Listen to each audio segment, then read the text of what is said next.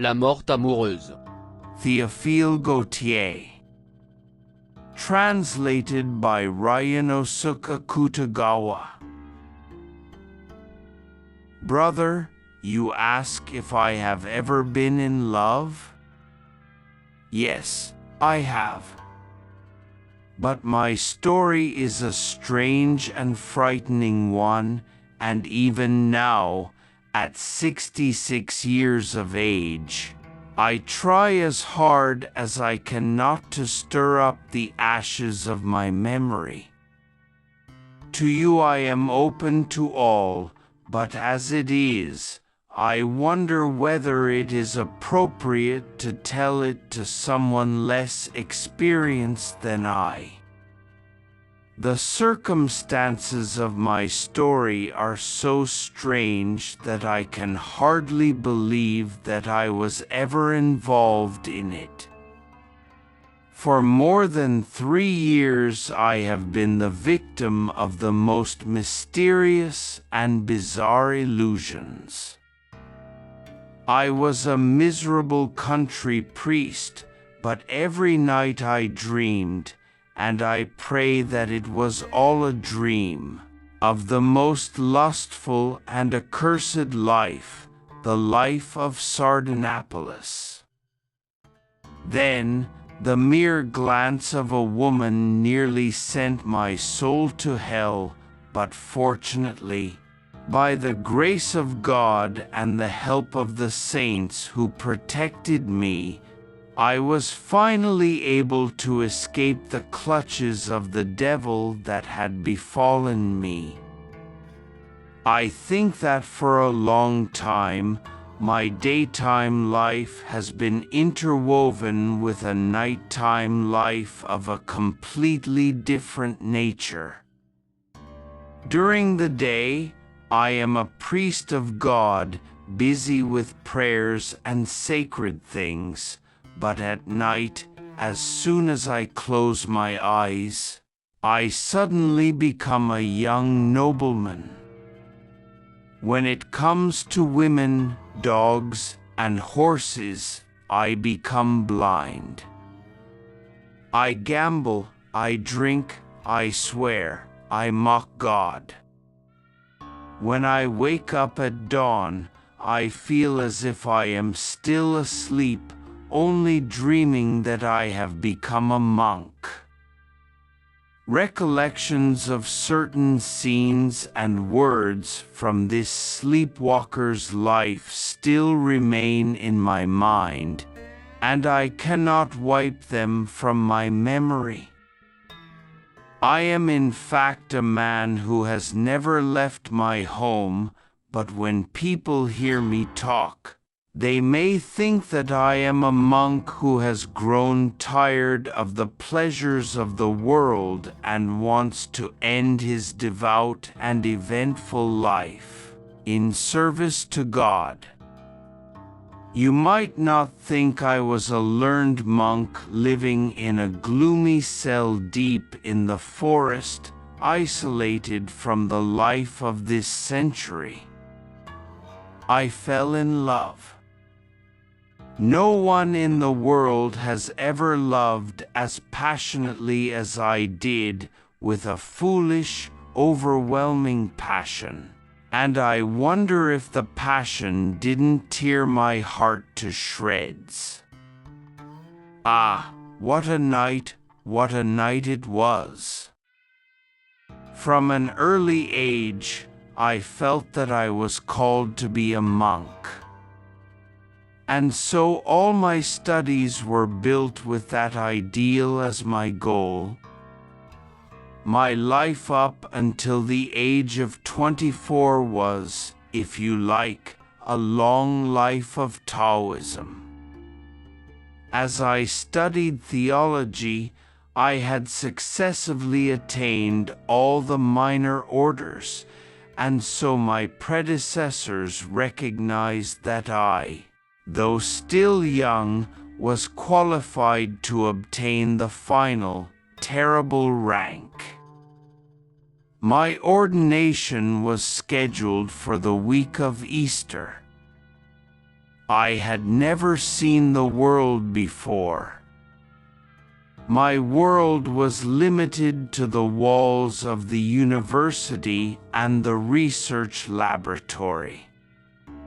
I had a vague idea that there was such a thing as a woman, but my thoughts did not allow me to stop at such subjects, so I continued to live a completely innocent life.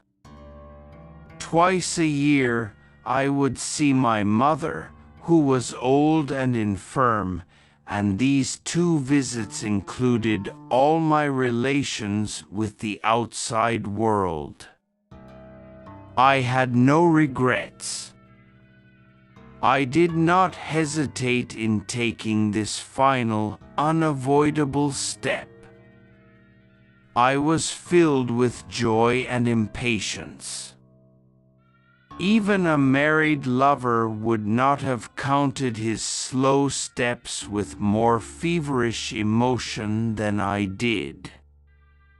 Whenever I slept, I dreamed of reciting prayers. There was nothing more pleasant than being a monk. That's what I believed. I never had any intention of becoming a king or a poet. My ambition could not admit higher goals. I tell you this to let you know that what happened to me would never have happened if things had gone normally. And I say this so that you will understand that I was the victim of an inexplicable temptation. Finally, the day came. I walked to the church with such light steps that I could have imagined I was floating in the air or had wings on my shoulders. I felt as if I was an angel. And it was strange to see my peers with their serious, thoughtful looks on their faces. There were 5 or 6 of my peers in the church as well. After a night of prayer, I was in a trance and had almost forgotten everything. The old bishop also seemed to me like a god who relied on eternity. I could see heaven through the vault of the temple. You know the details of the ceremony well, the purification ceremony, the 2 forms of the Eucharist, the anointing of the convert on the palms of the hands, and the reverent offering of the sacrifice before God together with the bishop. Yes, it is true what Job said, "He that is careless hath not made the covenant with his eyes." I suddenly raised my head, which had been bowed until that moment, and saw the woman before me. The woman was so close that I thought I could touch her, but in fact she was quite far away, standing on the parapet at the far end of the sanctuary, young and stunningly beautiful. She was even wearing a splendid dress. At that moment, I felt as if the scales had suddenly fallen from my eyes. I felt like a blind person who had suddenly gained enlightenment. The bishop, who had been full of light just a moment ago, had suddenly disappeared, and the candles on the golden candlesticks had turned pale like the morning stars, and it seemed to me that the entire temple was enveloped in infinite darkness. and the beautiful woman appeared before my eyes in brilliant relief against the darkness, like an angel welcoming me. She seemed to glow, and rather than basking in the light, she seemed to radiate it. I closed my eyes and resolved never to open them again. I was afraid of being influenced by the things of the outside world.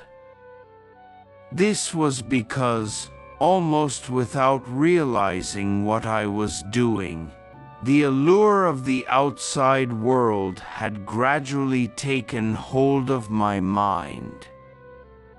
Despite this, all of a sudden I opened my eyes again. For even through my lashes I saw that she was iridescent, surrounded by a purple penumbra, as one sees when gazing into the sun. Oh, how beautiful she was! Great painters who sought the ideal of beauty in heaven and brought back to earth the image of the Virgin Mary could never come close to the beautiful reality of nature that I now see. The verses of poets and the paintings of painters are utterly unable to give me a conception of her. She was rather tall and had the form and bearing of a goddess. Her soft, blonde hair was parted in the middle, and two rippling golden rivers flowed over her temples. She looked just like a queen wearing a crown. Her pale, translucent forehead spread calmly over her eyebrows. The eyebrows were strangely almost black, beautifully enhancing the impression of her sea-blue eyes, overflowing with irrepressible cheerfulness and brilliance. Ah, what eyes! With just one blink, it would be easy to decide a man's fate. Those eyes had life, brilliance, passion, and moist light that I had never seen with human eyes before. Her eyes also lit up like arrows, and I saw for certain that the light had entered my heart. I do not know whether the fire in her eyes came from heaven or hell, but it certainly came from one of the two. She was either an angel or a devil, and perhaps both. Anyway, she was certainly not born of the same Mother Eve. And her lustrous pearly teeth glittered in her crimson smile, and with each curl of her lips, a small dimple appeared on her beautiful, satiny, rosy cheeks. The precise contours of her nostrils also revealed the grace and dignity of her noble birth. The light of agate flickered on the smooth, lustrous skin of her half-exposed shoulders, and a string of large yellow pearls, the beauty of which almost rivaled her neck, hung over her breast. At times she would raise her head in a pose of swaying coquetry, like a startled snake or a peacock. The high, lacy ruffles that rolled up her neck like silver latticework would move swaying. She was wearing a crimson velvet robe with an orange tint. From the wide cuffs of her yellow weasel fur sleeves, her extremely gentle and elegant hands could be seen. Her hands were so pure, like the fingers of Aurora, the goddess of dawn, that they seemed to transmit light.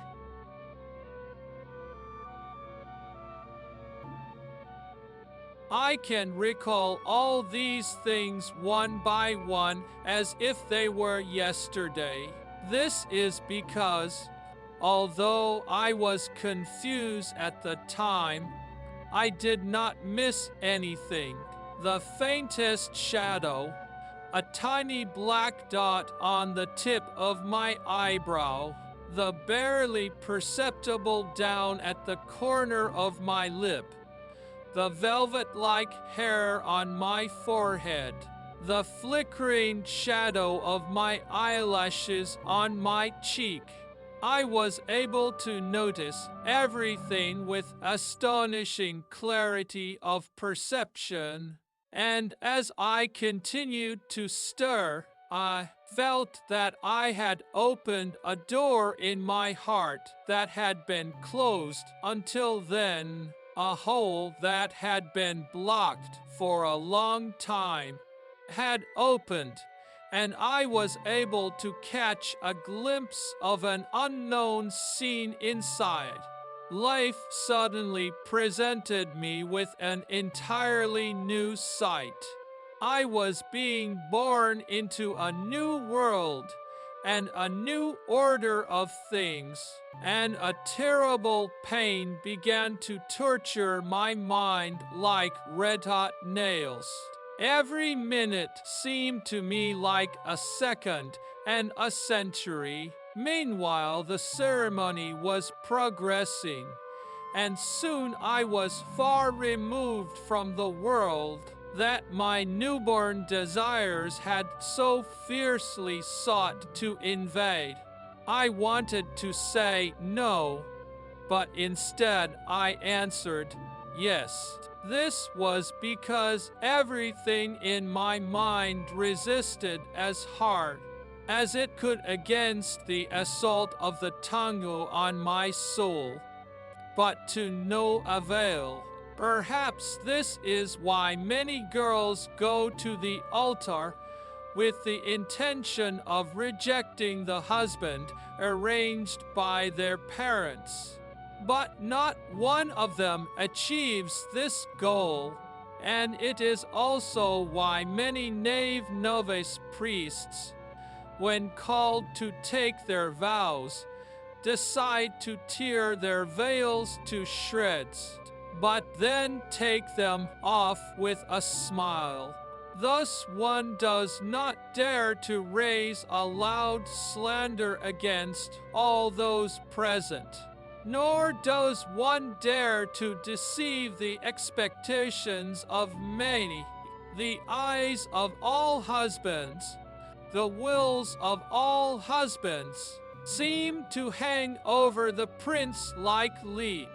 Not only that, but when the rules are properly established, everything is perfectly arranged in advance, and moreover, so that it is somewhat unavoidable, so that the individual will succumb to the weight of circumstances and is eventually completely destroyed. As the ceremony progressed, the expression on the face of the unknown beauty changed. Her expression, which had at first been one of affectionate tenderness, now turned to one of hatred and shame for not being able to make her understand. Messaging up enough willpower to pull out a mountain, I tried to shout that I didn't want to become a monk, but I just couldn't. I felt as if my tongue had stuck to the roof of my mouth. I could not even utter a single negative syllable to express my will. I felt like a man awake, but in a nightmare, about to yell out a word that concerns his very life.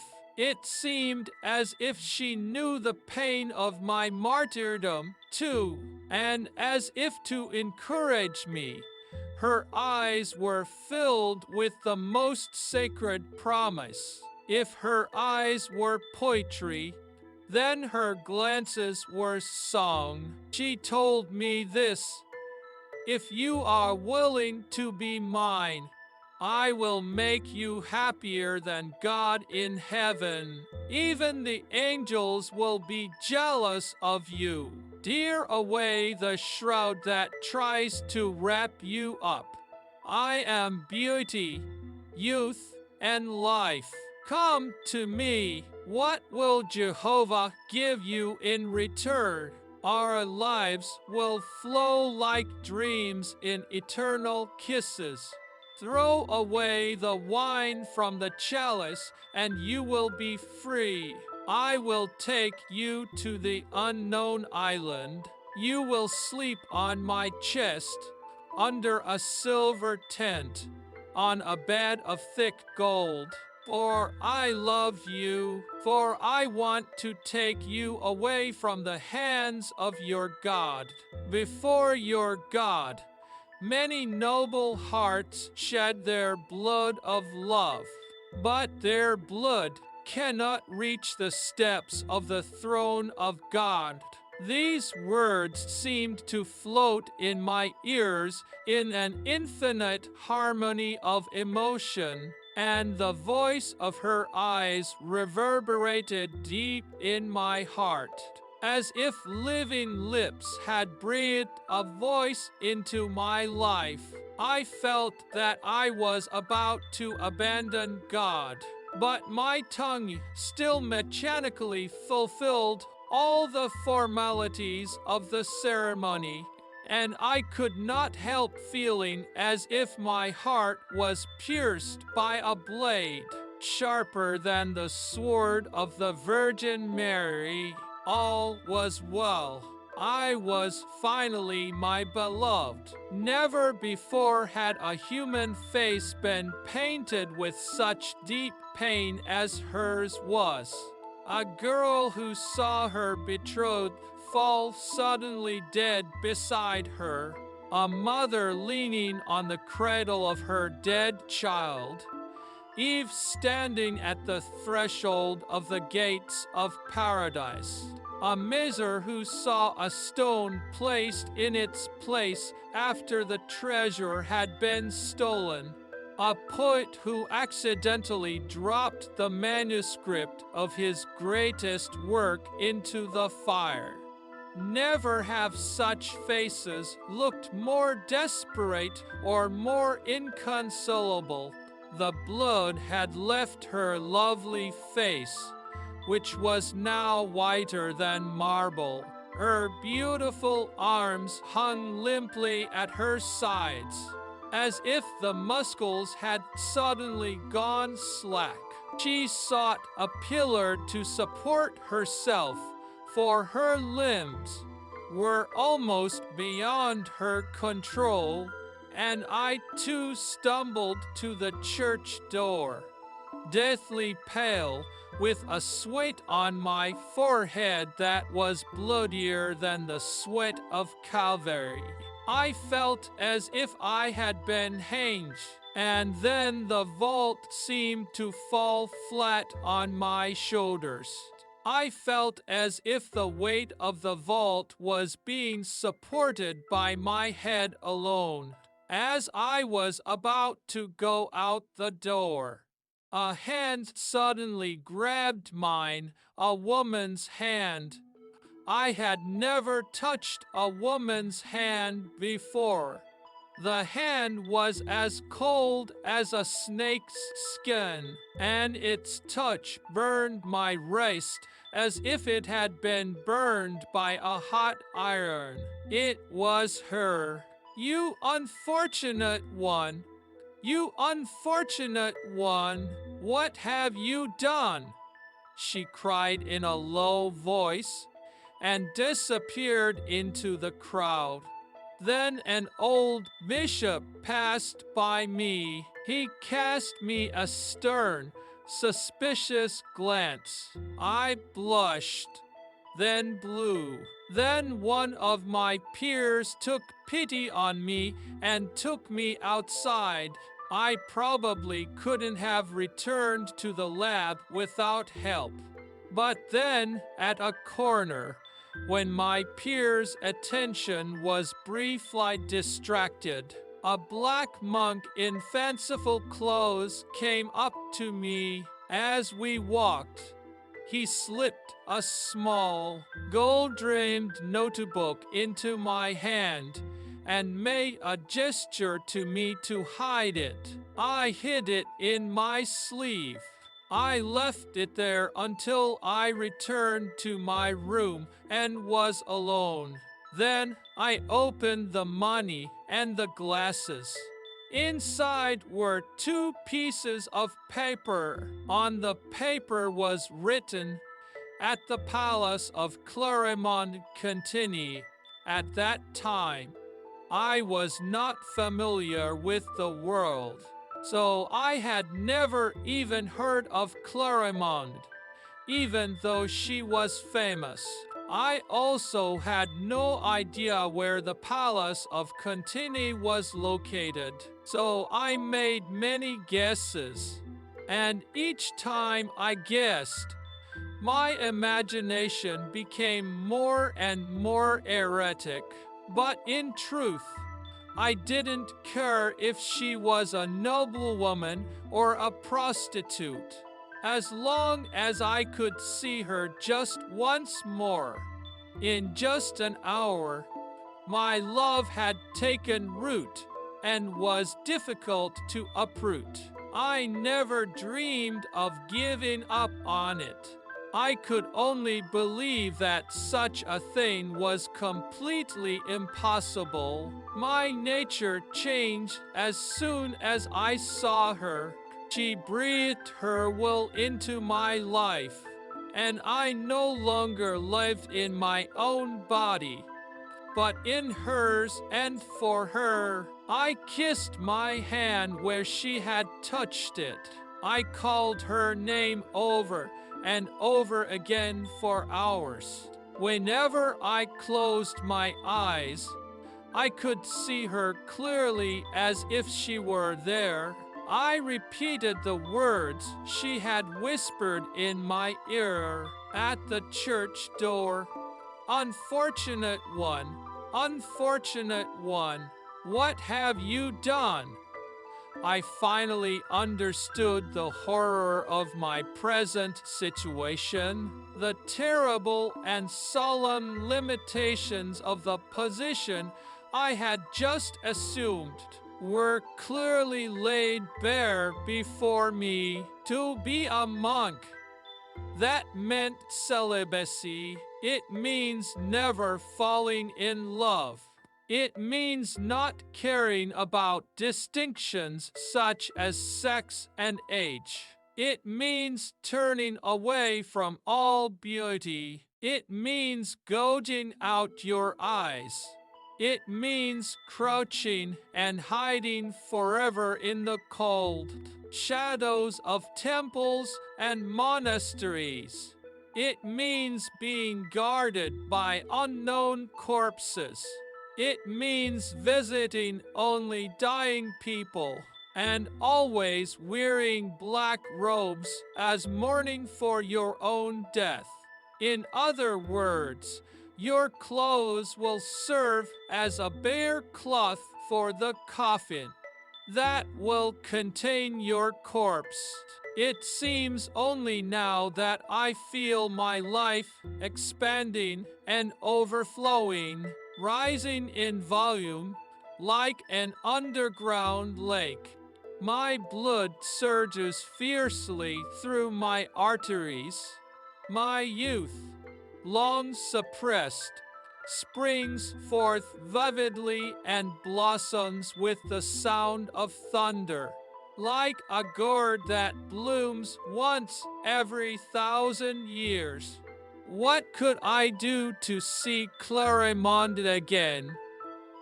I don't know anyone in the city. How could I have an excuse to leave the study? I don't think I can stay here for long. All I can look forward to is my appointment as curate. I tried to remove the iron bars from the window, but the window was far from the ground, and I realized that it would be foolish to think of escaping in this way without a ladder. Moreover, even if I could escape at night, how could I then find my way through the maze of tangled streets to my desired destination? All of these things, which seem completely meaningless to many people, seemed great to me, an innocent learned monk with no experience, no money, and no beautiful clothes, who had fallen in love for the first time yesterday. Thus cried I to myself, lost in the darkness of love. Yes, if I were not a priest, I could see her every day and be her lover and her husband. Then, instead of being wrapped in these gloomy vestments, I would wear a robe of silk and velvet like that beautiful knight, with a gold chain, a sword, and beautiful bird feathers. My hair, instead of being cut short, would hang in waves and swirls around my neck. My beard would be beautifully waxed, and I would become a proper gentleman. But because of an hour I had spent in front of the altar, because of a few words I had spoken in a hurry, I was driven out of the company of eternally living people, and I was about to put a seal on my own tombstone. I went to the window. The sky is blue and beautiful. The trees are wearing their spring clothes. It seemed to me that nature was displaying its ironic joy. The square was full of people. Some were coming and some going. I saw a young playboy and a beautiful young woman strolling along, walking toward the bushes and the flower gardens. I saw a cheerful young man walking along, singing the tune Shoshensho with joy, a picture of joy, excitement, life, an activity that contrasted bitterly with my sorrow and loneliness. On the steps of the gate sat a young mother playing with her child. She kissed the child's small, rosy lips, on which still pearls of milk still hung, and to soothe the child, he does all sorts of silly things that only a mother can invent. The father, standing a little distance away, looks at the two lovers and smiles. With his arms folded, he seems to be holding his joy close to his heart. I could not bear to watch this, so I roughly closed the window and lay down on the floor. My heart was filled with terrible hatred and jealousy, and like a tiger that has not eaten for 10 days, I bit my fingers and my nightgown I do not know how long I did this, but finally, seized by a fit of convulsive rage, I writhed on the floor, when suddenly I noticed the abbot, Serapion, standing upright in the center of the room, staring intently at me. I was overcome with shame and bowed my head upon my chest, then hid my face in my hands. Romuald, my friend, perhaps something terrible has arisen in your heart, said Serapion after a few minutes of silence. I have no idea what you are doing. You, who are always so quiet, so pure, so gentle and docile, are raging in your room like a wild beast. Take heed, brother, and do not listen to the suggestions of the devil, who, indignant at your eternal devotion to his Lord, crawls around you like a wolf seeking prey, making his final efforts to seize you. Rather than be conquered, I would rather make prayer my breastplate and asceticism my shield. Fight like a warrior, and you will surely be able to defeat the devil. Virtue must be tested by temptation. Gold becomes pure through the hands of the tester. Do not be afraid. Do not lose courage. The most faithful and devout are often tempted in this way. Pray, fast, meditate, and the devil will leave you of your own accord. Serapion's words brought me back to my normal self, and I began to feel a little calmer. He said again, I have come to inform you that you have been appointed assistant pastor of the monk who was in charge of the place has died, and the bishop has ordered me to appoint you immediately. Therefore, prepare to take up your post tomorrow. I bowed my head in response, and Abbot Abi left my room. I opened the prayer book and began to read the prayers.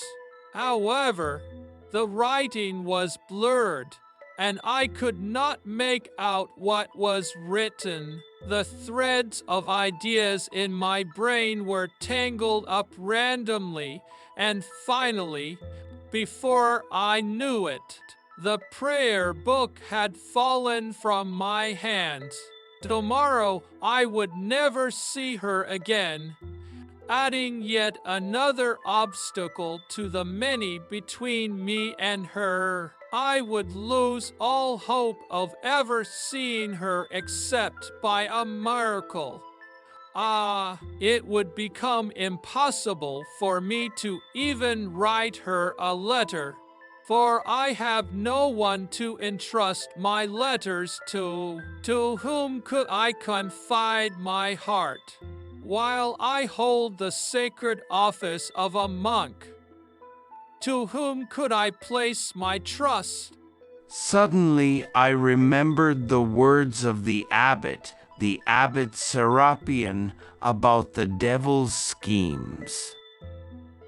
The strange nature of this incident, Clarimonde's beauty beyond human reach, the phosphorus light of her eyes, the burning sensation of her hands, the agony she had put me into, the sudden change in my mind and the sudden disappearance of all my faith.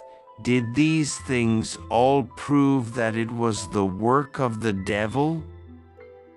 Perhaps the satiny hands were gloves that hid their nails. Thrown into a fright, I slipped from my knees again and picked up the prayer book that had fallen to the floor. I was about to devote myself to prayer again. The next morning Serapion came to accompany me. 2 mules were waiting at the gate, carrying our shabby bags. He rode on one mule and I on the other. As we passed through the city streets, I looked carefully at every window, every balcony, hoping to see Clarimonde. But it was early in the morning, and the city had hardly opened its eyes yet. I wished I could see through the blinds and curtains of every house we passed. Serapion must have noticed my curiosity and thought I was admiring the architecture, for he deliberately slowed the mule's pace to give me time to look around. Finally, we passed the city gate and began to climb the hill beyond. When we reached its top, I turned my head in the direction of Clarimonde's home, hoping to catch a final glimpse of the place. I saw a great cloud hanging over the whole city, and the blue and red of the roofs dipped into a uniform intermediate color. Here and there, like white droplets, the smoke of the fire that had just been lit rose up through the color. And, due to a strange connection of light, a house much taller than the neighboring buildings, which were still covered in a hazy steam, rose beautifully, golden in the lonely rays of the sun. It was actually 1.5 miles away, but it looked close enough. And the fine details of the architecture were clearly distinguished: many small towers, pedestals, window frames, even the swallow's tail-shaped weather vane. "What is that sunlit palace over there?" I asked Serapion. He held up his hand over his eyes and looked in the direction I was pointing. And he answered, "It is the ancient palace that the king of Consini gave to the prostitute Clarimonde. They do terrible things there." In that moment, whether it was reality or illusion, I thought I saw a pure white figure walking on the terrace. As I passed, the figure shone in the sun for a moment, then disappeared again. It was Clarimonde. Oh, did she know?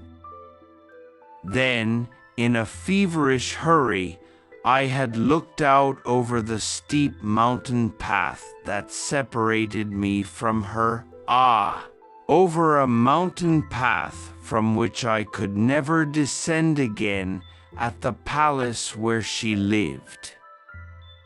I had looked out over the palace that seemed to approach me, shining in the mocking sunlight, as if it were its master, inviting me to come. No doubt she knew, for her heart was connected with mine, and she felt even the faintest thrills of emotion. It was that keen sympathy that led her to climb up onto the terrace, though she was dressed in her nightgown. The shadows covered the palace, and the whole view was a motionless sea of roofs and gables, with a mountain-like wave clearly visible among them. Serapion urged his mule along. My horse followed suit, moving at the same pace. Then we came to a sharp bend in the road, and the city of S was finally hidden from my eyes forever. And I was destined never to return there. After 3 tedious days of travel, having traveled through the gloomy countryside, I saw the weather vane on the tower of the temple under my jurisdiction peeking out from above the woods. I then walked along a winding road between a thatched cottage and a small garden, and eventually came to the front of the temple, which still retained some dignity. A porch decorated with 5 or 6 statues, roughly carved sandstone columns, a tiled roof with buttresses made of the same sandstone. That's all. On the left is a cemetery overgrown with weeds, with a large iron cross in its center. On the right, in the shadow of the temple, is the priest's house. The house is frighteningly simple, yet ruthlessly clean. We went inside the fence. 5 or 6 chicks were munching on the wheat scattered on the ground. They seemed to have grown accustomed to the black robes of the priests and showed no fear of us. They hardly seemed to even make a move to get in our way. I heard the hoarse, asphyxiating cry of a dog. An old dog came running towards us. It was the previous pastor's dog. It was lazy, with rotten eyes and gray hair. It showed all the signs of extreme old age that a dog can reach. I gave it a gentle pat. It walked with us, with an expression of indescribable satisfaction. The old woman who had been in charge of the previous pastor's household also came out to greet us, and after showing us to a small back room, asked if I would still hire her. I replied that I would look after her, her dog, her kittens, and all of the old woman's furniture that the previous pastor had given to her when he died. Hearing this, the old woman was overjoyed, and the abbot Abbé Serapion promptly paid her what she asked for her few possessions. Soon after my installation, the abbot Abbé Serapion returned to the monastic school, and I found myself without anyone to help or consult. And so the memory of Clarimonde began to come to my mind again. I tried my best to dispel it, but her shadow always accompanied my meditations. One evening, as I was strolling in the little garden of my house, along a path nailed to the boxwood trees, I happened to catch a glimpse of a woman walking in the shade of an elm tree just like me, and, through the leaves of the elm, I could see shining eyes that were as green as the sea. However, this too was merely an illusion, for when I walked around to the other side of the garden, I saw only a single set of footprints on the sandy path, but they were so small that they looked like those of a child. The garden was surrounded by a high wall. I searched every corner of the garden, but could not find a single person. This struck me as strange, but it was nothing compared to the strange events that followed. For a full year I performed the duties of my office with the strictest precision, praying, fasting, preaching, giving spiritual relief to the sick, and often giving alms, so much that it was difficult for me to live. But deep inside I felt a deep sense of impatience, and the fountain of divine blessings seemed to have ceased to flow for me. I could not taste the happiness that comes from the fulfillment of a sacred mission. My thoughts drifted far away, and only the word Clarimonde kept coming to my lips, like an unconscious repetition of a phrase. Oh, brother, consider this carefully. For a seemingly trivial mistake, for the sole purpose of raising my eyes to look at a woman, I have been the victim of the most miserable suffering for several years, and the happiness of my life has been lost forever. I will not speak any more of the victories and defeats that have constantly replayed themselves in my mind, and which have always plunged me into ever more terrible degradations, but will go directly to the facts of my story. One night the bell at my door rang long and violently.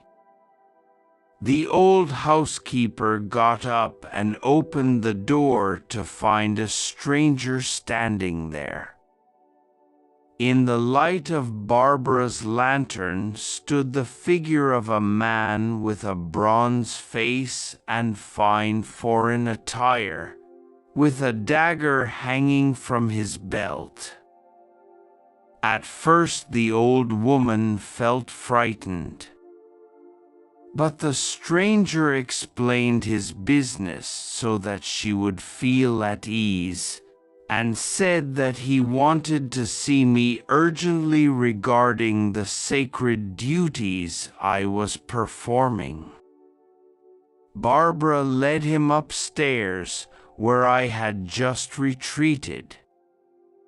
He told me that a certain lady who was to become his mistress was about to die, and wanted a priest to come.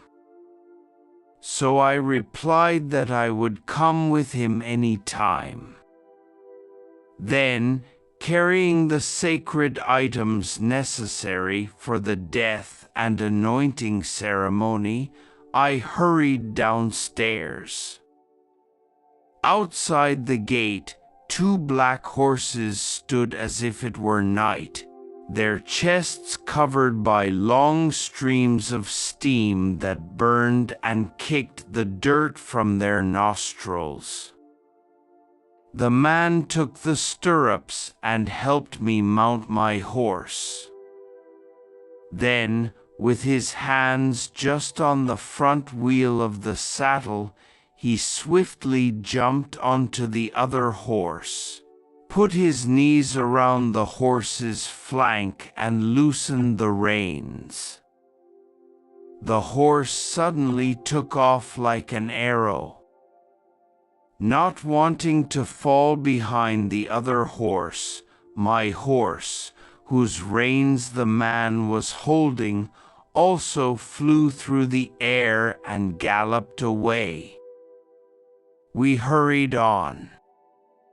The earth slid backwards beneath us like a long stripe of pale gray. The black silhouettes of the trees seemed to flee to our right and left like defeated armies. As we passed through the dark forest, I felt my flesh tingle from a superstitious fear in the cold darkness. Struck by our horses' horseshoes, a rain of bright sparks spurted from the Ishidakami road, shining behind us like a firelight path. If anyone had seen us in the middle of the night, my guide and I, they would have thought we were two ghosts riding on incubi. Foxfires occasionally flickered along the road, and nightbirds howled fearfully in the depths of the forest far away, where you could sometimes even see the glowing eyes of wildcats. The horse's mane became more and more disheveled, sweat dripped down its belly, and its breath suddenly escaped from its nostrils in a labored manner. But when the guide saw the horse's pace slowing, he scolded it in a strange guttural voice that was almost inhuman. Then the horse resumed its wild running as before. Finally, the whirlwind-like race came to an end. A large black object with many bright spots suddenly towered before our eyes. The hoofs of our horses thundered louder than before on the sturdy wooden bridge, and we soon steered our horses into a large, vaulted archway that opened between two huge towers. The inside of the castle was certainly dominated by a kind of great excitement. Servants carrying torches ran up and down the courtyard, and overhead lanterns lit up and down the stairs. I was able to catch a glimpse of the immense architectural forms amid the crowd, the round-pillared and arched corridors, the staircases and steps that were truly fitting for a magical land, combining stately luxury with a simple elegance. Then a black footman, the man who had brought Clarimonde's notebook, I recognized at once, came to help me dismount from my horse. Then a steward in black velvet and with a gold chain around his neck came out to meet me, leaning on an ivory staff. I looked and saw large tears running down his cheeks and white beard. "It was too late," he cried, shaking his head sadly. "It was too late. I cannot save his soul. But please come and hold awake." He took my hand and led me to the room of the dead man.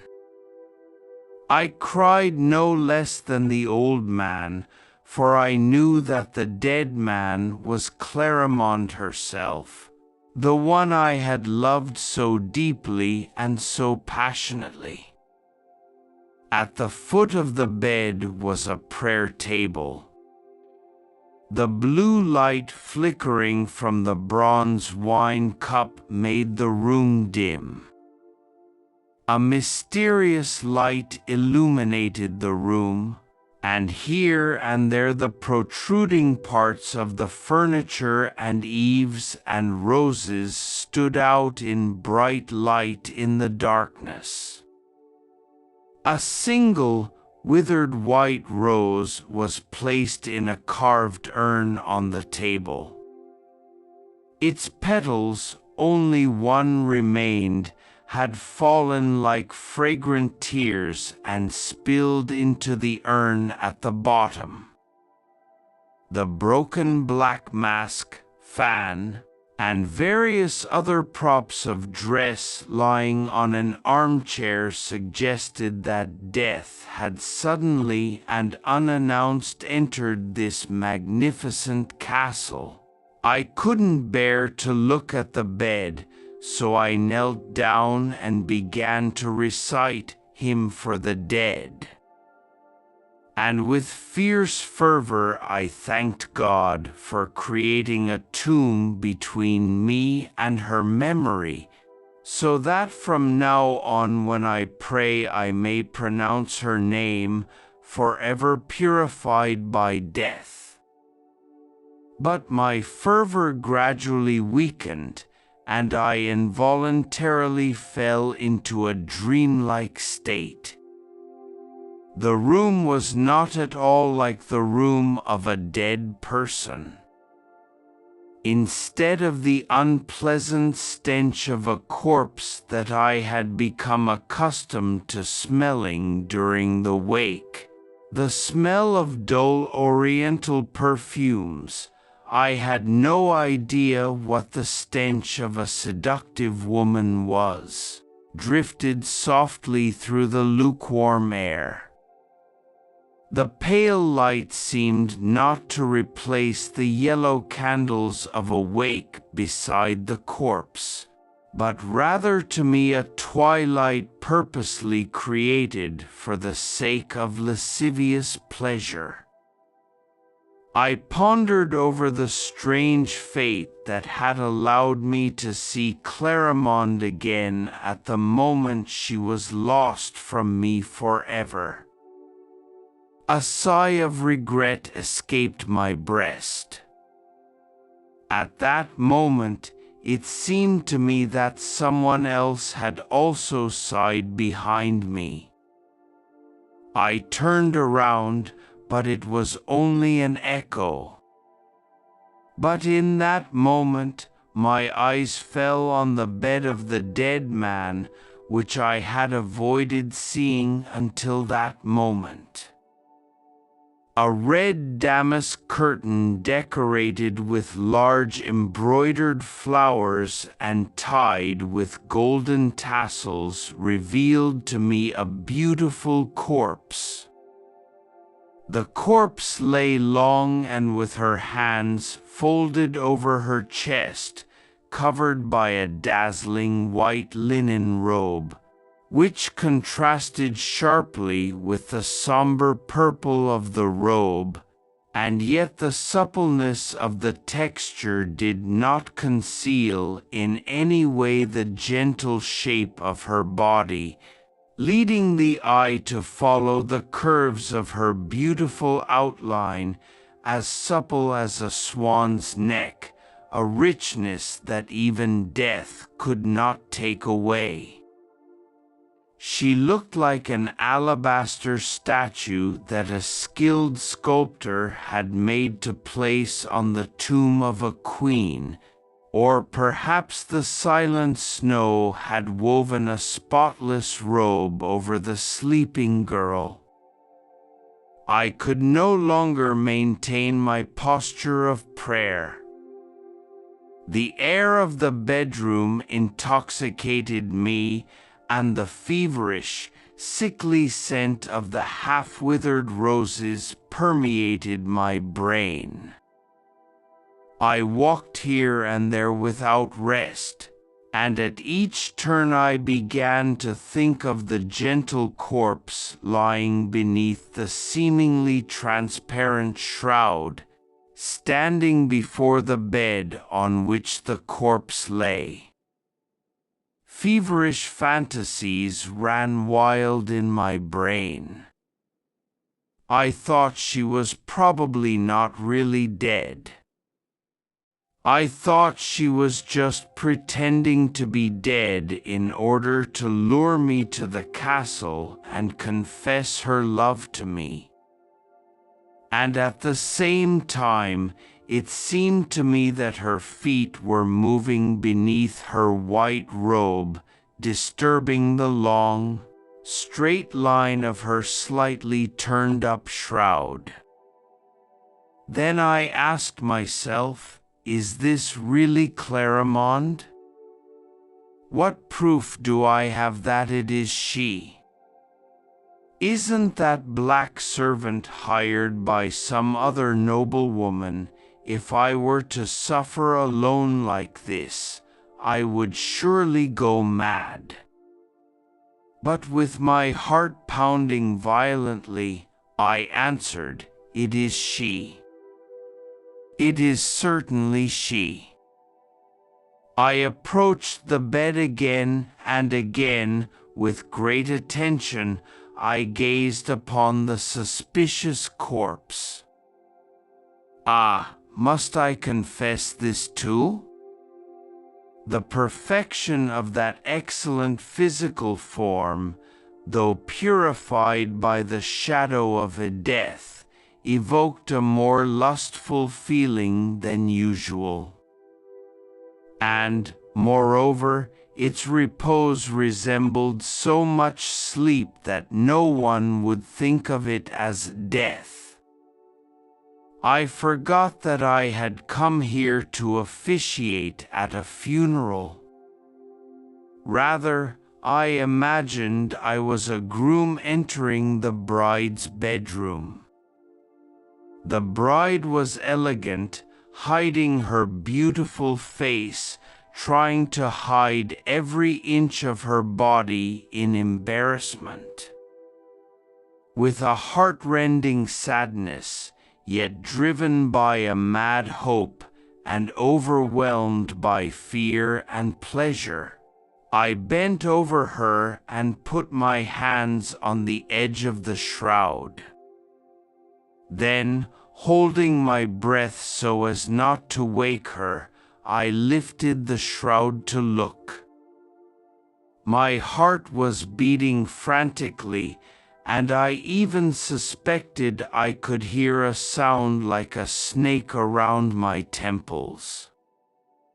Sweat was dripping from my forehead like a waterfall, and it seemed to me as if I had lifted up a large marble slab.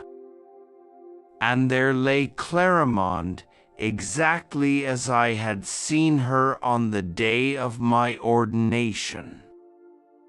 Her figure was just as beautiful as it had been then. Death was merely her final pose. Her pale cheeks, the slightly faded flesh of her lips, her long eyelashes that showed black tufts against her white skin, all these things gave her an indescribably alluring appearance of sad chastity and inner anguish. Her long, unruly hair, still braided with small blue flowers, formed a dazzling pillow around her head, and her loose curls covered her naked shoulders. Her beautiful hands, purer than the holy bread, were clasped together, resting on her chest as if offering pure rest and silent prayer.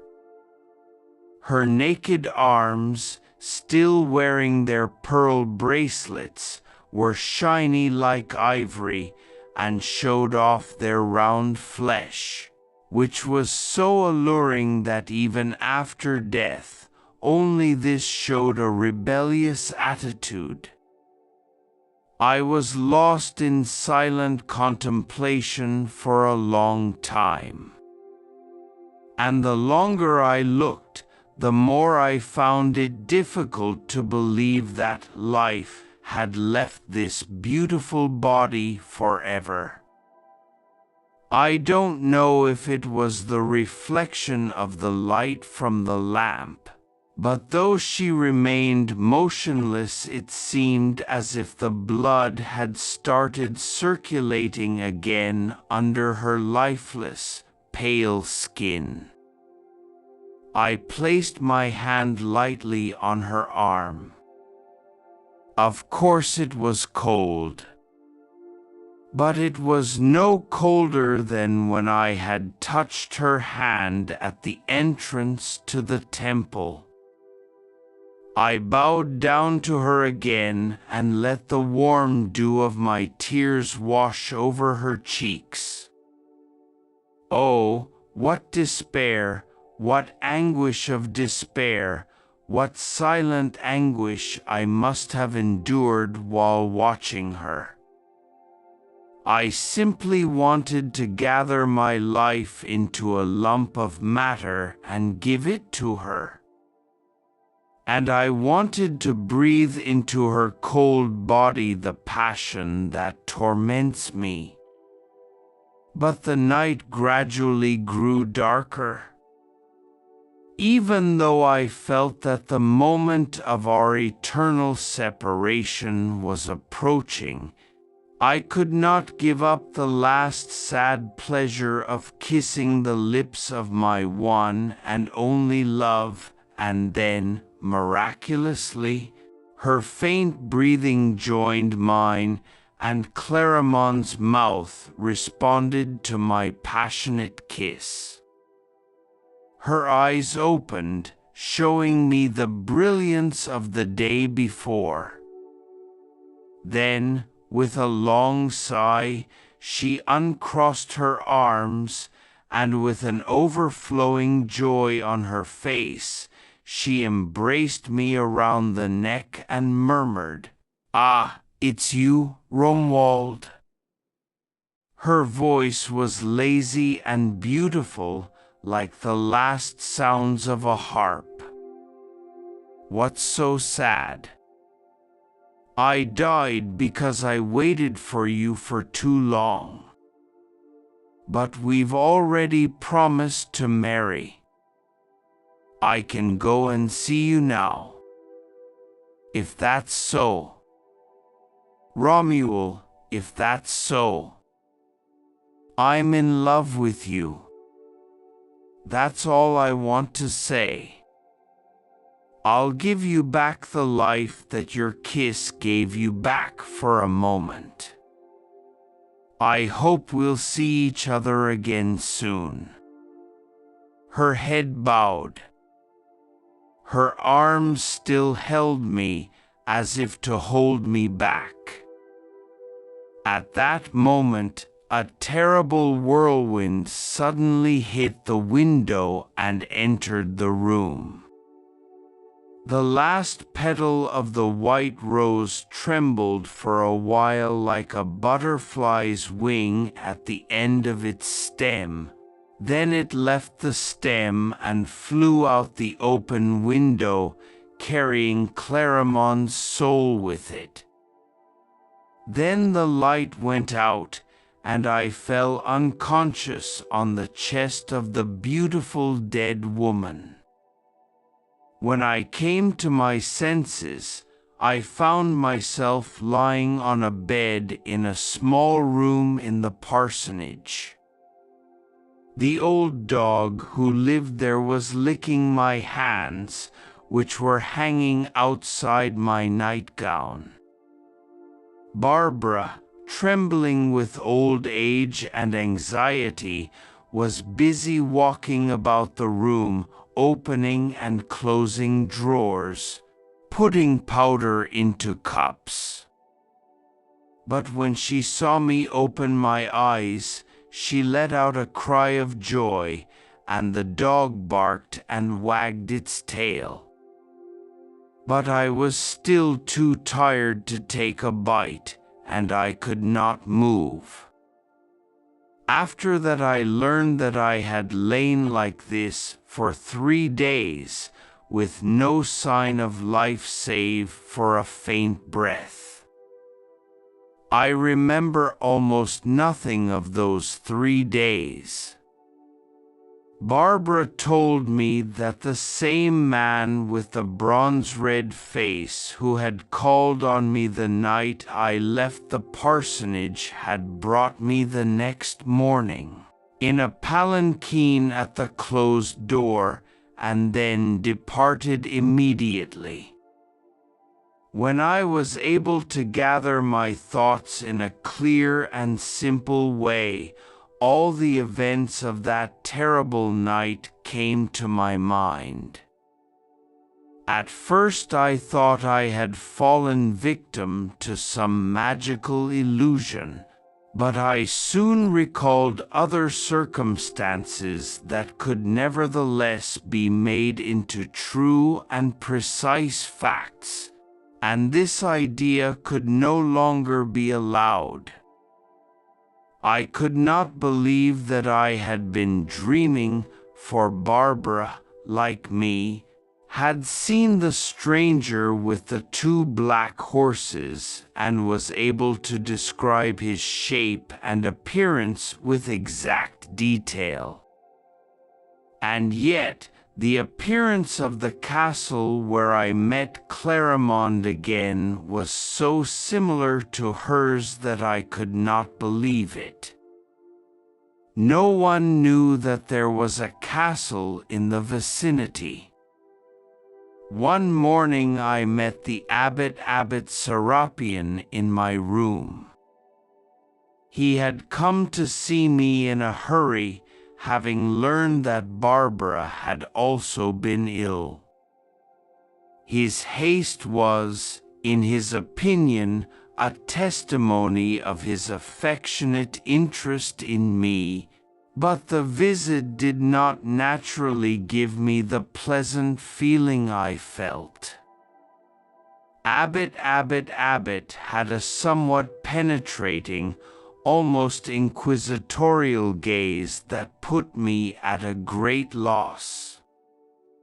Even when I was face to face with him, I felt that I could not shake the feeling of confusion and guilt. At a glance, he must have sensed the pain in my heart. I hated him for this insight. He would ask about my health with a hypocritical gentleness, constantly casting his large, lion-like yellow eyes upon me and casting his clairvoyance like a sounding weight into my soul.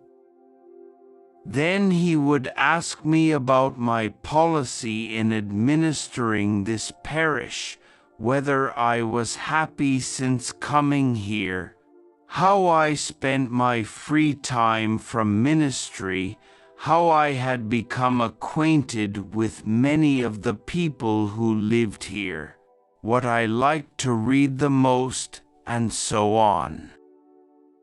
I asked him questions without hesitation. I answered these questions as briefly as I could, but he always moved from one subject to another without waiting for my answer. This conversation must have had nothing to do with what he was actually trying to say. Finally, without any warning, he suddenly spoke in a clear voice, as if repeating a message he had just remembered. His voice sounded in my ears like the trumpet of the Last Judgment. The famous prostitute Clarimonde died 5 or 6 days ago at the end of a feast that lasted 8 days and 8 nights. It must have been a great outrage. The crime committed at the feast of Bersagaru and Cleopatra must have been committed again. O God! what an apocalyptic age we live in. All the guests are served by black slaves. They also speak an incomprehensible language, and in my eyes are devils of this world. The clothes of the lowest of them are good enough for the emperor to wear at festivals. There have always been strange rumors about Clarimonde. Some say she is a female demon. But I believe she is Beelzebub. He stopped talking and began to look at me more carefully than before, as if to observe the effect of his words. I couldn't help but jump when he mentioned Clarimonde's name.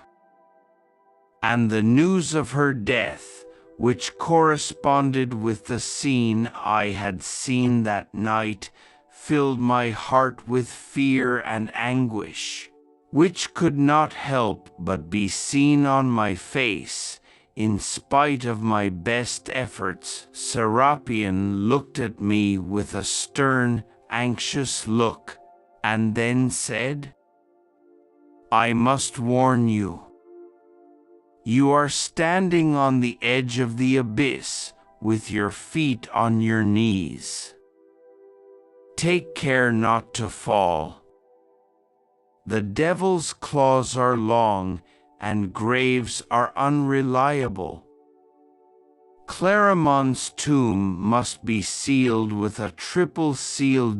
If what they say is true, she will not be dead for the first time.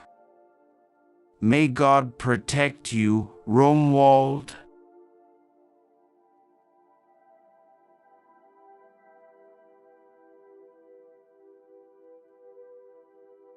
With this, the abbot Abbess Serapion walked silently to the door. I never saw him again, for he returned almost immediately to Sis. My health was completely restored, and I was able to resume my usual duties.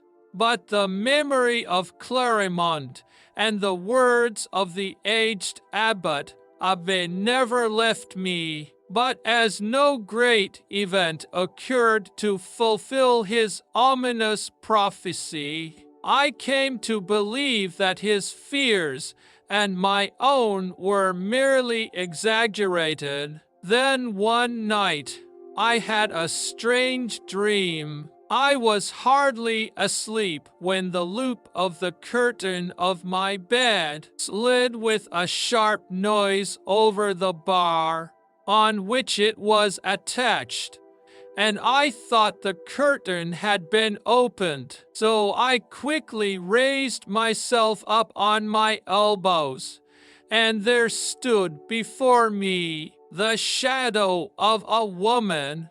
I immediately recognized her as Clarimonde. In her hand she held a small lamp, the kind used in tombs. Her fingers, bathed in the light, were a clear pink, which gradually melted into her nude arms, opaque and milky white. She was wearing the same linen shroud that had wrapped her when she lay on the bed in her final days. Ashamed to wear such shabby clothing, she tried to hide her breasts in the folds of the linen, but her small hands were no help. She was so white that in the pale light of the lamp, the color of her shroud blended with the color of her flesh, wrapped in supple fabric that reveals every contour of her body. Her figure looks more like a beautiful ancient marble statue of a bathing woman than a living woman. But whether dead or alive, stone or woman, shadow or body, her beauty remains as beautiful as ever.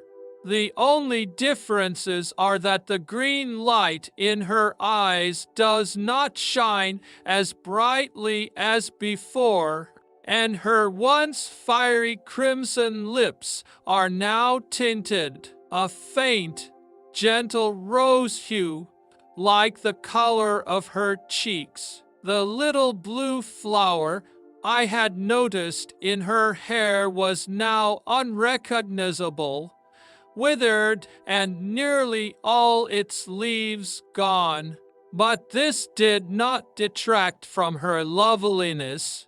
She looked so lovely that, for a moment, I felt no fear, despite the strange nature of the matter and the bizarre manner in which she had come into my room.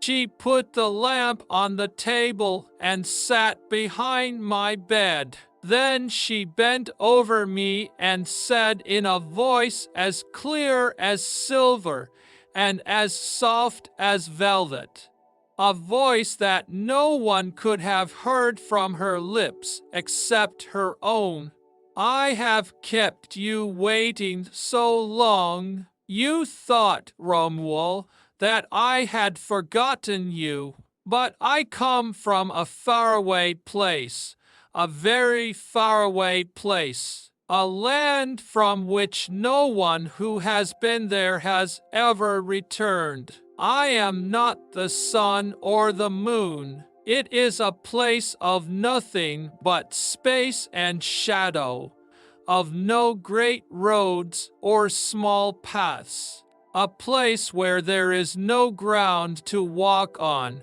no air to fly in, and yet you have come back here. Why? Because love is stronger than death, for in the end love must defeat death.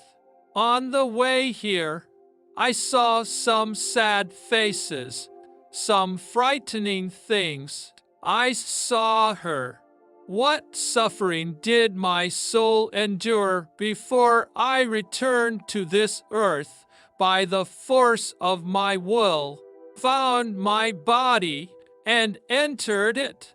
What hardships did I have to go through before I could lift the heavy stone slab that covered me? Look, my palms are covered in wounds. Please kiss my hands. That will surely heal them." She placed her cold palm against my mouth. I kissed it again and again. All the while, she was watching me closely, smiling with an overflowing love. I confess with shame, at this time, I forgot all about the advice of the abbot, Serapion, and the sacred duties I held. I offered no resistance and was struck down by a single blow. The new coolness of Clarimonde's skin penetrated my skin, and I could not help but feel the lustful urges of my whole being running through me. After all that I have seen since, I still can hardly believe that she was a devil. At least, she showed no signs of it. Surely never before had a villain so skillfully concealed her claws and horns. She raised her bed and sat on the edge of the bed, speaking demurely. She had a seductive appearance, and from time to time she would put her small hands in my hair, twisting and twisting it as if to see how it would suit my face. When I was intoxicated with the deep pleasure of sin, and entrusted my body to her hands, She would also play with me gently and happily tell me all kinds of stories. What was most surprising was that I felt no surprise in the face of such strange occurrences. Just as in dreams people accept any fantastical events as mere facts, so to me these circumstances seemed completely natural. I have loved you for as long as I have not seen you, my dear Romuald, and I have been searching for you from all over the place. You were my love.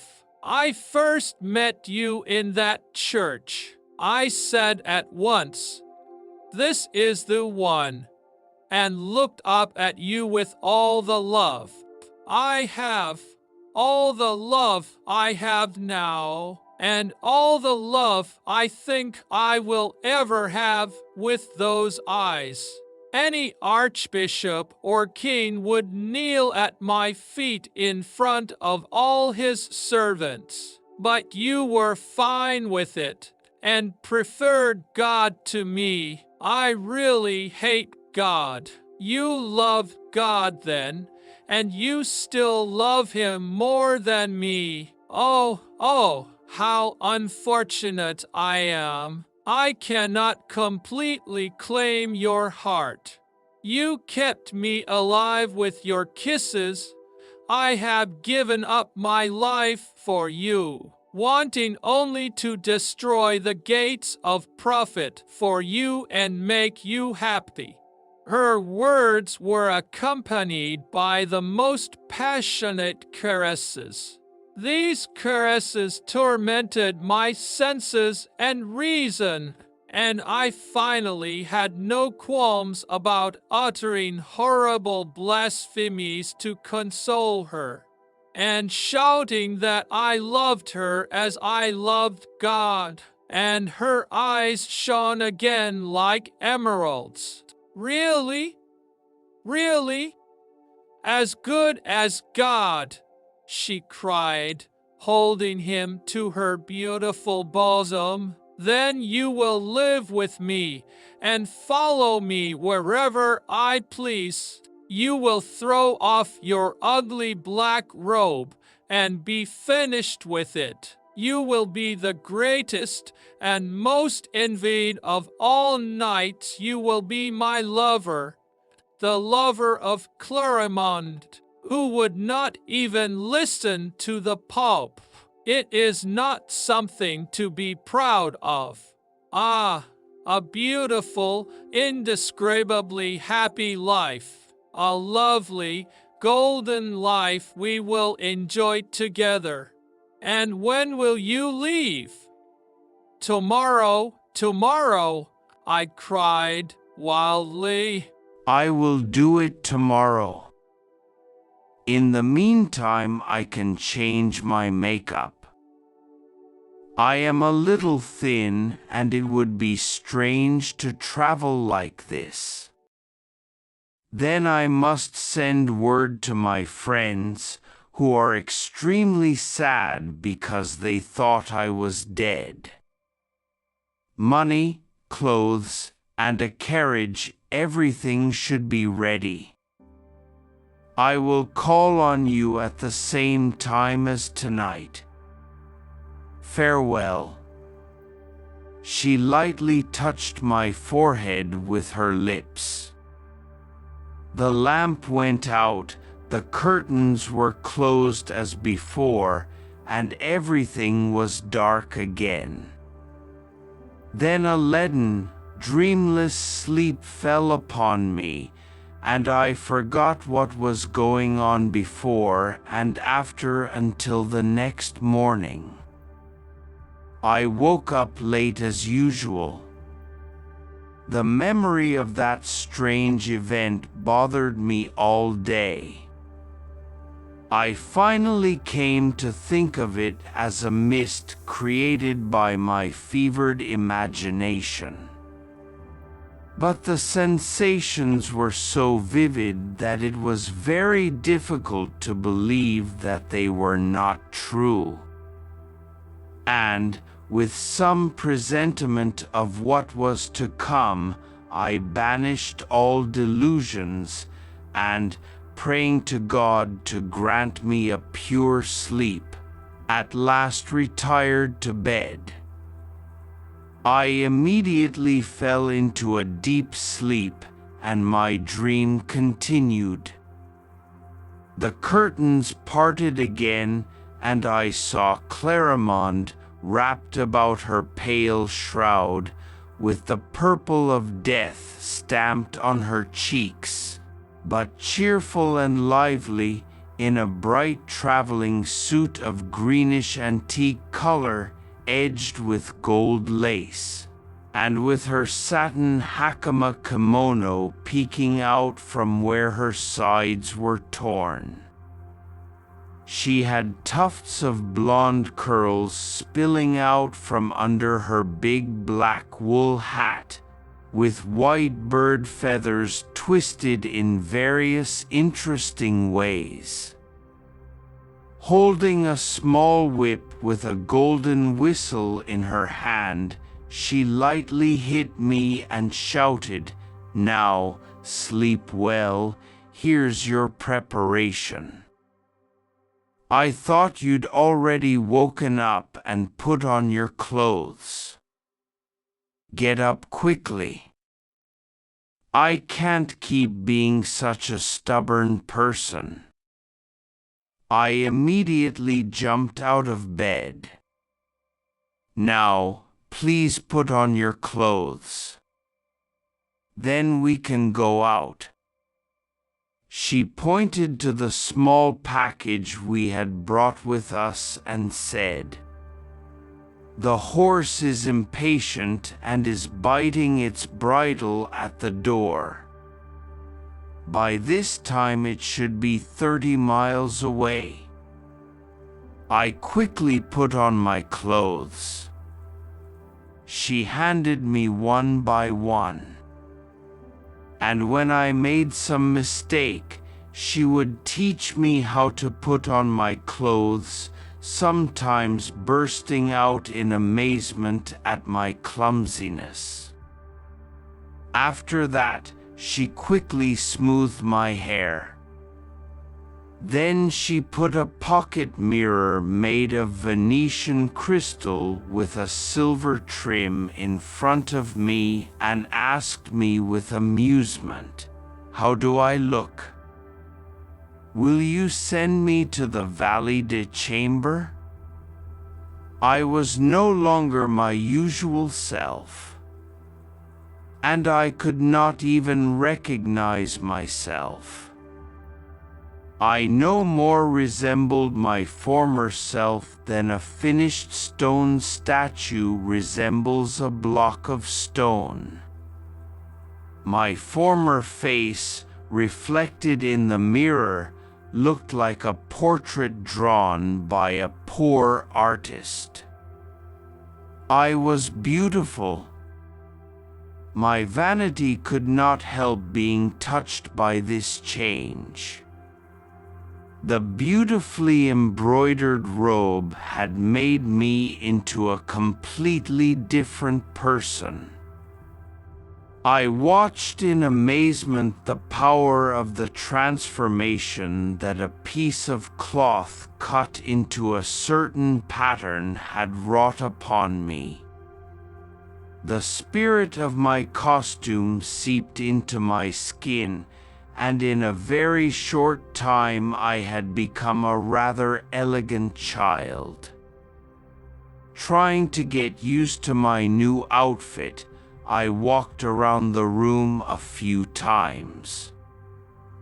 Clarimonde, gazing at me as if savoring the pleasure of a flower, seemed pleased with her own skill. "Come, enough of playing, Romuald, we must go now. We must go far away, and we must not be late." She took my hand and went outside. The door, as she called it, opened at the touch of her hand. We passed by it without waking the dog. At the gate I saw Marguerite, my black companion, who had been my guard before. He was holding the bridle of 3 horses, all black like the horses that had accompanied me to the castle, one for me, one for him, and one for Clarimonde. These horses must have been Spanish horses, born of a mare who was pregnant with the god of the west wind, for they were as swift as the wind. The bright moon, which had risen in the east just as we left the gate and shone on the road, rolled through the air like a chariot wheel, and followed us to the right, jumping from tree to tree, panting. Soon we came to a plain. There, in the shade of a bush, a carriage drawn by 4 large horses was waiting. We climbed into it, and the driver drove his horse like a madman. I had one arm around Clarimonde's shoulder and her other in mine. Her head was resting on my shoulder, and I felt her half-exposed breast pressing lightly against my arm. I had never tasted such intense pleasure. In the meantime, I forgot everything. I could no more remember that I had been a monk than I could remember that I had been in my mother's womb. Such was the seduction that the devil had cast upon me. Since that night, my nature seems to have been divided in a certain way. It is as if there were 2 people inside me, but they were not aware of each other. Sometimes I think that I am a monk who dreams at night that he is a gentleman, and sometimes I think that I am a gentleman who dreams that he is a monk. I could not distinguish between dreams and reality, nor could I find out where reality begins and where dreams end. The nobleman's playboy ridicules the monk, and the monk denounces the nobleman's dissoluteness. The 2 spirals, entangled but never touching, fully represent the 2 faces of my life. But in spite of the strange nature of this state of affairs, I never for a moment went mad. I always looked patiently at my 2 lives with a resolute and lively mind. But there was one strange thing I could not explain: the existence of the same consciousness of individuality in 2 people of totally different personalities. Whether I thought of myself as the curate of the hamlet of C, or as His Excellency Romualdo, the titled lover of Clarimonde, this is an anomaly that I find puzzling. Anyway, I lived in Venice. At least I believed I did. It is impossible for me to discover exactly how much of this fantastic fact is comprised of illusion and impression. We lived in a large palace near the Canalio, full of murals and statues, a palace that would have been worthy of a king's palace. We had our own barcaroli in gondolier uniforms, a music room, and a poet in the royal family. Clarimonde in particular was used to living on a grand scale. There was something of Cleopatra in her character. I, too, was accompanied by a train of princely courtiers, and was always received with the same reverence as if I were a propagandist of the 4 evangelical evangelists of a great nation, or one of the 12 apostles and his family. I would not even give way to President Doji. I cannot believe that a more arrogant and haughty man has lived on earth since Satan fell from heaven. I also went to Lidot and played with a fortune that could only have been hellish. I entertained the best parts of all society, the children of the poor, the actresses, the wicked, the vain boasters. And though I was thus immersed in a life, I never forgot Clarimonde. I loved her madly. To have one Clarimonde is as good as to have 20 mistresses, nay, to have all women. In her person there are 1,000 changes of appearance, and 1,000 fresh charms. She was truly a female chameleon. She returned my love 100-fold. All she wanted was love, the pure love of youth awakened by herself. And that love must be my first and last passion. Thus I was always happy. The only unhappiness was when I was inevitably tormented every night, dreaming that I was a poor country curate, regretting my daytime debauchery, and devoting myself to penance and mortification. I was always content with being familiar with her, and did not dwell any further on the strange relationship I had come to know with Clarimonde. However, the words of the Abbot Serapion, about her often came to my memory, and could not help but cause uneasiness in my heart. For a while, Clarimonde's health was not as good as usual. Her face was growing paler each day. Even if doctors were called to examine her, they could not determine the nature of her illness and had no idea how to treat her. They would write useless prescriptions and never come back.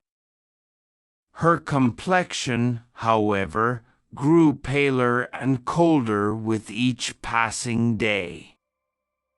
Finally, she became pale and bloodless, almost like that memorable night in the mysterious castle. Unable to bear to watch her slowly die like this, I was tormented by indescribable pain, but perhaps moved by my agony. She looked at me and smiled sadly and tenderly, just like the dying smile of someone who knows he must die. One morning, I was sitting by her bed and eating breakfast at the small dining table nearby. It was because I did not want to leave her side for even a minute. So, while I was trying to cut some fruit, I accidentally cut my finger rather deeply. The blood immediately flowed in small bright red beads, and as soon as 2 or 3 drops of it landed on Clarimonde, her eyes suddenly lit up, and a wild, frightening expression of joy appeared on her face, such as I had never seen before. She suddenly sprang from the bed with the agility of a wild animal, as agility as a cat or a monkey, and sprang to my wound, began to suck my blood as if she felt an indescribable delight. And yet, quietly and attentively, she sipped from her small mouth, like a connoisseur tasting Ceres or Syracuse wine, never getting bored. Gradually her eyelids drooped, and her green eyes became oval rather than round. She tried to kiss my hand, then just as she pulled away, she placed her lips on my wound, trying to suck out a few more crimson drops.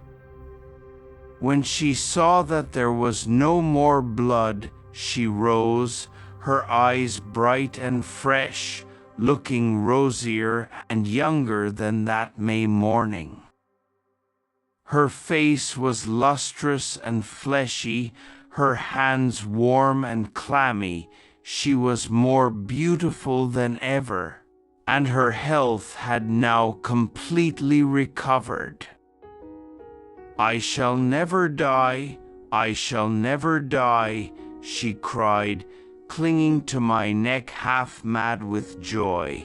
"I may yet love you for a long time. My life is yours. All that I have in me comes from you. A drop of your rich, precious blood is a stronger elixir than any elixir of immortality in the world. It is by that drop of blood that I have regained my life." This scene has long remained in my memory and aroused in me a strange suspicion of Clarimonde. That very night, when Nemu had removed me to the parsonage, I saw the Abbot Serapion, looking more serious and more aware than usual. He looked at me steadily and then cried out sadly, "Are you not content with losing your soul, and will you lose your body also? O wretched creature, what a dreadful thing you will suffer." His tone of voice moved me strongly. But, in spite of the vividness of this memory, the impression soon vanished, and 1,000 other worries took it from my mind. Finally, one night, I saw Clarimonde putting some powder into the cup of flavored wine that she was wont to offer me after dinner. I saw it reflected in a mirror that she had set up without realizing it.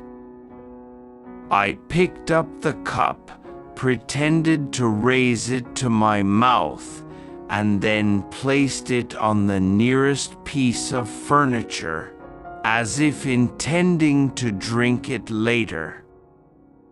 Then, as soon as she turned away, I emptied the wine under the table and retired to my bedroom, where I lay down on the floor. I resolved not to sleep at all, but to watch and find out what would come of this mystery. Without waiting long, Clarimonde put on her nightgown, climbed onto the bed, and lay down beside me.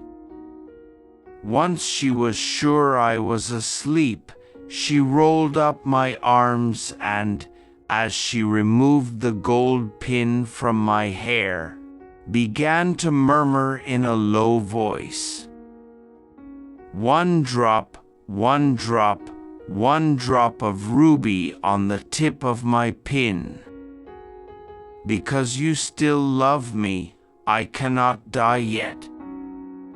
Oh, poor thing, I must drink beautiful blood, red blood. Sleep, my only treasure, sleep, my God, my child, I have no intention of harming you. I only take from your life enough so that my life will not perish forever. Because I love you, so I think it would be better for me to find a lover outside and suck his veins dry. But since I met you, I've grown tired of all other men.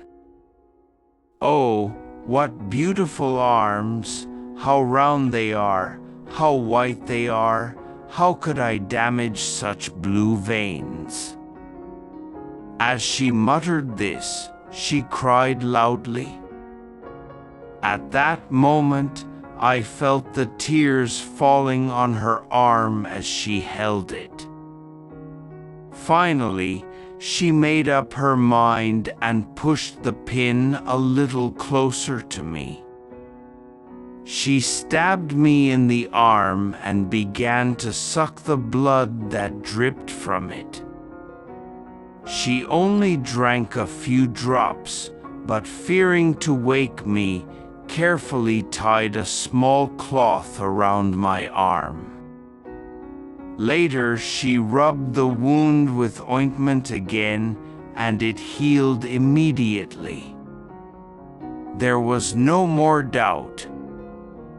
Abbot Abbé Serapion was right. But despite this positive knowledge, I could not help loving Clarimonde, and I was willing to give her artificial life. I was willing to give her all my blood. Moreover, I hardly felt afraid of her. Rather than trading my blood drop by drop, I wanted to cut open the veins in my arm and say to her, "Drink, and let my love permeate your body along with my blood." I was careful not to mention the intoxicating liquor she had prepared for me or the incident with the needle. And so we enjoyed the most harmonious life together. However, my monk-like indecisiveness began to torment me even more than usual. I even found it difficult to imagine inventing some new atonement to torment and subjugate my flesh.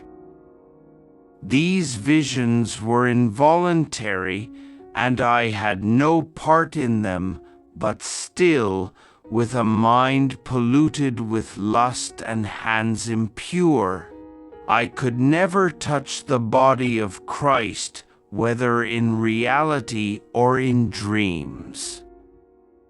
In order to avoid being overwhelmed by the power of this lazy illusion, I first tried to prevent myself from falling into sleep.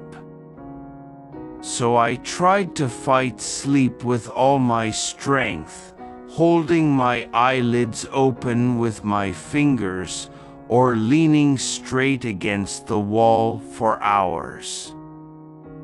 Then the sleepiness constantly attacked my eyes, and when I thought all my resistance was in vain, I could not bear the extreme fatigue, and, with both arms limp, I was once again carried by the current of sleep to the other shore of pleasure.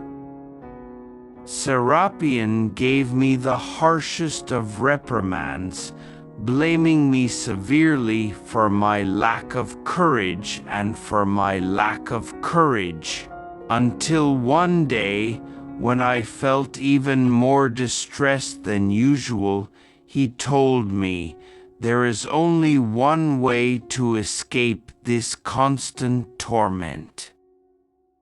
I hate to say it is a very clever plan, but it will surely work. They say that a serious illness requires a strong medicine.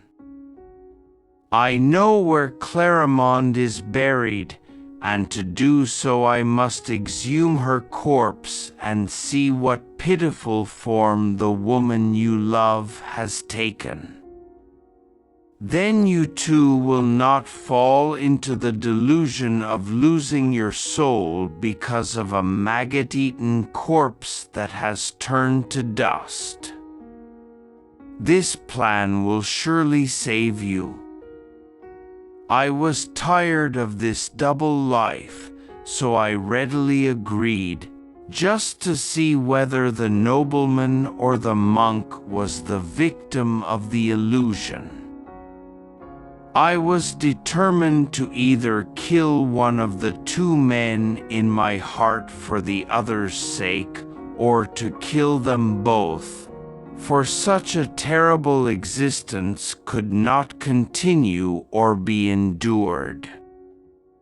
So the Abbot Serapion prepared a pick, a lever, and a lantern, and we both set out in the middle of the night to the cemetery, whose place and location he knew well.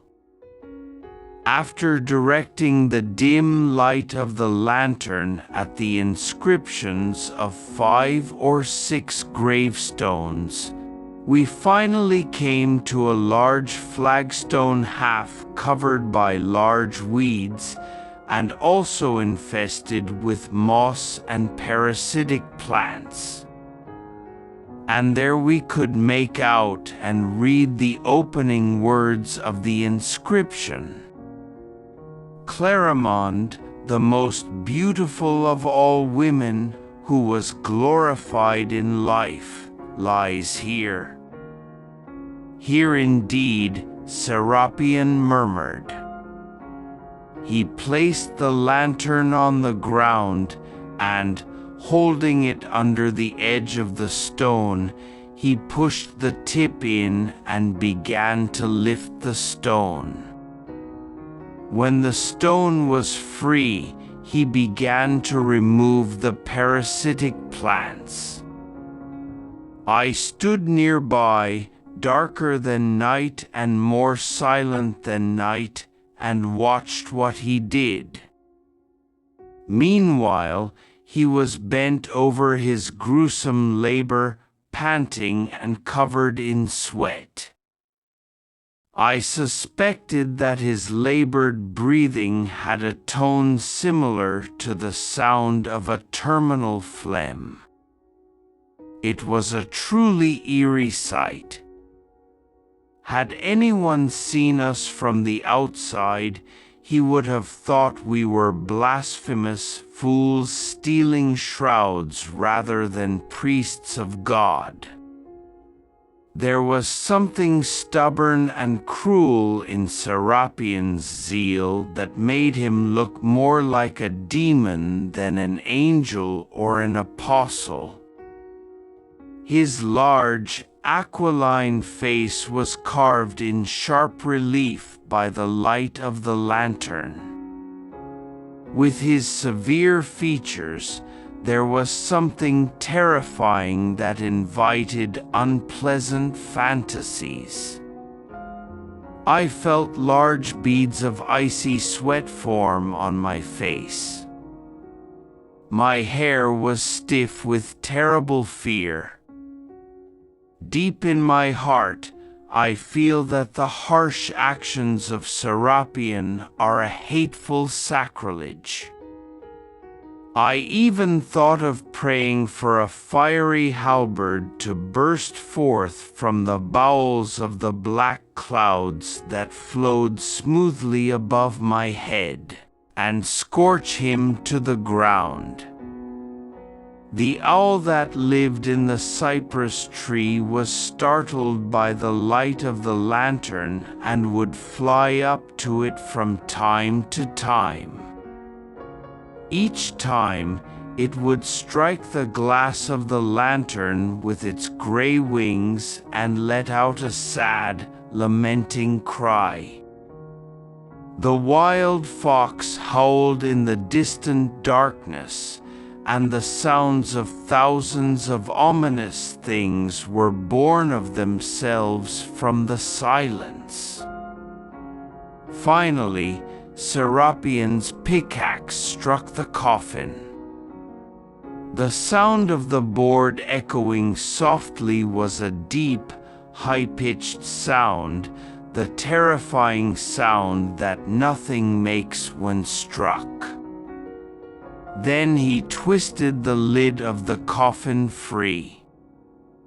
Then I saw Clarimonde, pale as a marble statue, with her hands folded. Her white shroud made only a single fold from head to foot, and at one corner of her faded lips a tiny drop of crimson sparkled, like a drop of dew. Seeing this, Serapion's rage rose to his heart. "Ah, here you are, you devil, you filthy whore, who sucks gold and blood." He poured holy water over the corpse and the coffin, and made the sign of the cross over it with a water brush. Poor Clarimonde's beautiful body was instantly reduced to dust as the holy water splashed over her, leaving only a shapeless, horrible mass of ashes and a pile of half-broken rotten bones. "Look at your lover, Monsieur Romuald," cried the Abbot Abbé, pointing resolutely at the sad remains. "But do you think you would like to walk with your lover through Lido and Fusina?" I hid my face in my hands, as if an infinite doom had fallen upon me. I returned to my parsonage. Her lover, Romuald, had now left the poor priest with whom he had so long and strangely courted her. But the next night I saw her only once. She said to me, as she had done when we first met at the church door, "Unfortunate one, what have you done? Why did you do what that foolish parson said? Are you not fortunate? Have I done you any wrong? And yet you have unearthed my grave and exposed my empty wretchedness to the eyes of men. The communication between our soul and body is now forever broken. Farewell, and you will surely still pity me." She vanished like smoke into the air, and I never saw her again. Yes, she was right. I missed her more than once. Yes, I miss her even now. The peace of my soul could only be purchased at a high price. God's love is not great enough to compensate for such a love as hers. That, my brother, was when I was young. Forget about it, but do not look at a woman's face. And when you go out, always keep your eyes on the ground. For no matter how devout and humble a person is, a moment's mistake can easily cause eternity to be lost.